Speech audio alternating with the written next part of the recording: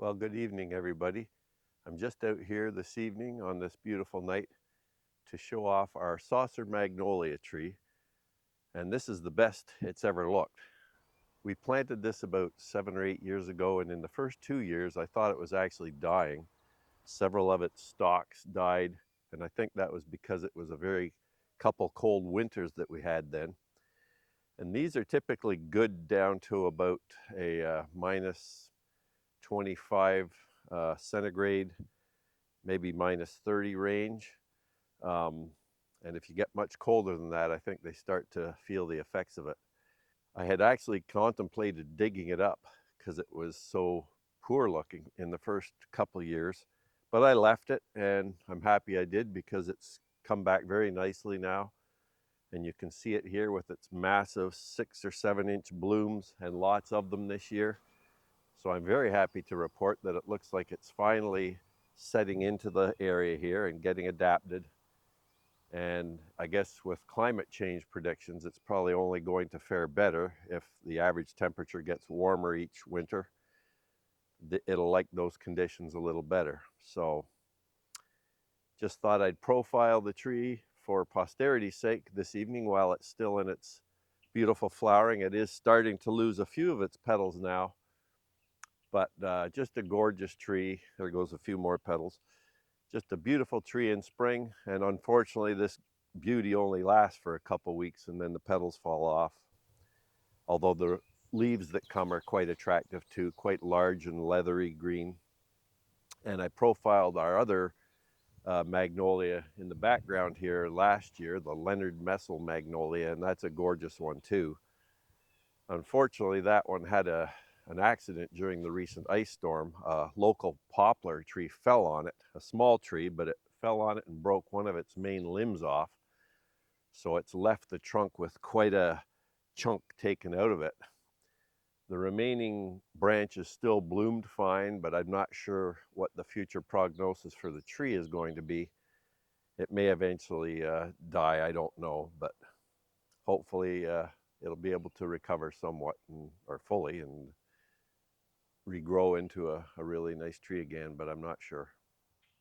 The closer you get to the tree, you start to see the various colorations of the flowers, ranging from a fairly deep mauve pink at the base up to a bright white at the outer limits of the petals. Now the insides of the petals are all pure white, but it's the outsides that have the pink base to them, as you can see here.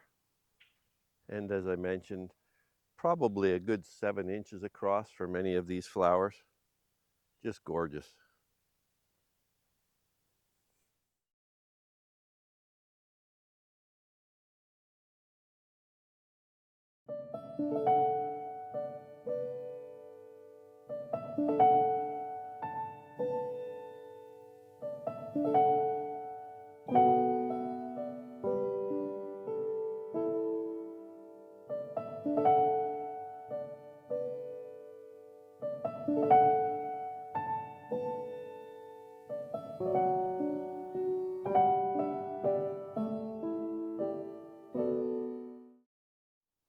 And this is our little rhododendron that's out in beautiful bloom, the best it's ever been, I think, after, again, quite a few years of having been planted here.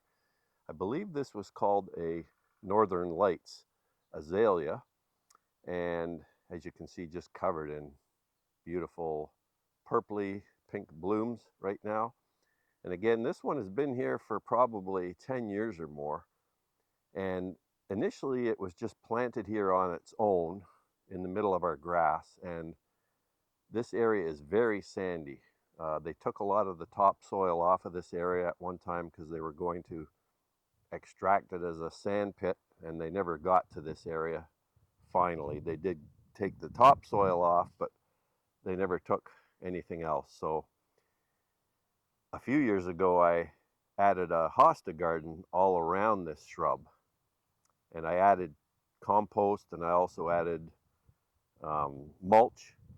And I think that helped it a lot. It helps keep the roots cool. It doesn't mind the sandier soils, I think, because they are acidic, which these plants like. And being under these red pines here, also the needles decaying into the soil probably help to acidify the soil to a degree. Also, they create another added mulch layer. So it's doing really well. And you may be able to see up close that there are bees on it right now. The bumblebees love it. So that's another advantage of having some of these shrubs in the spring. In particular, I noticed the bees really like this one. I can't say I've seen them on the other ones, but I haven't been watching those too closely. It's interesting, when I was in the house and I looked out the windows, it looked like there was no wind at all. It just looked like things were dead calm. And as soon as I come out here, it's like a minor hurricane, it seems. A little bit of an exaggeration there, but it is quite breezy, quite surprising. I thought, oh, it's a perfect time to do a video. There's no wind. I don't need any wind breakers on the microphone or anything, but hopefully this will still be fairly nicely audible without too much wind noise.